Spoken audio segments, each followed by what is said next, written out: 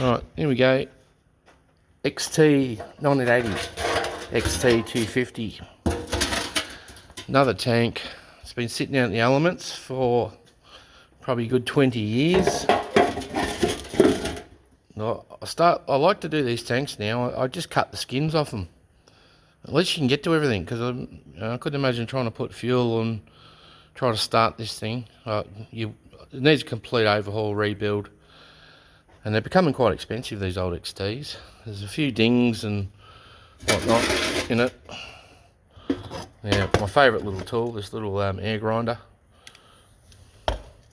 It's great for cutting these tanks off. You get quite a precise cut.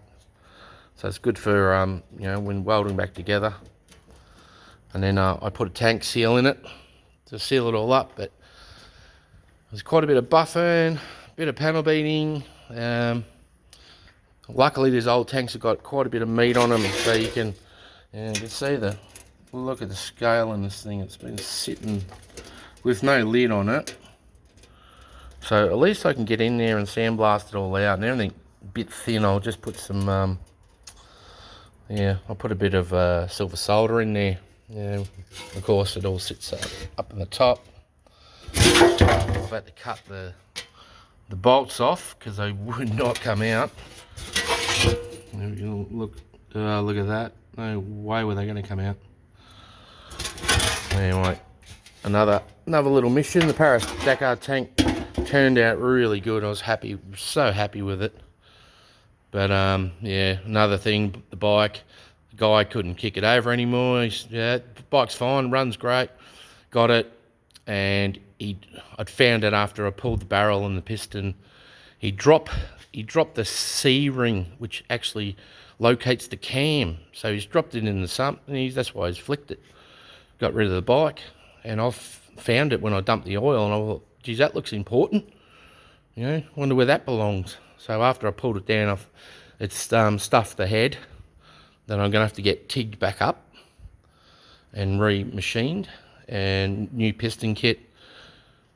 But yeah, it's just people do things, they don't know what they're doing, and then they drop something in the sump. Otherwise, you try to fish it out, but nah, just leave it there. Someone else will find it. It's just a pain in the ass. People just forever play with shit they don't know what they're doing. Anyway, this resurrecting this tank, like the old XT, they were bulletproof. The old farmers loved them because you just sat on them and kicked them over and away they went. But they're becoming quite expensive, these bikes, and I probably have a lot of trouble getting parts for it, especially 1980. And these tanks, you can buy resurrected ones for about $500. And, it's taken me a couple of hours to cut it off, and, good 4 or 5 hours just buffing and sandblasting all this rust away, and start from scratch. Do it again, weld it back on, put a tank seal in it. Be as good as new. You can't buy them. Becoming a rare old bike, these XTs. And luckily I got this one for free. I bought a boat at the same time, but I scored this bike. And here we go, this is bike number 8. So I'm still playing with the Dakar. That's having a new piston upper head sort of rebuild. And yeah, put a new CDI, and another trick for young players, the CDIs, when they kick them back on you.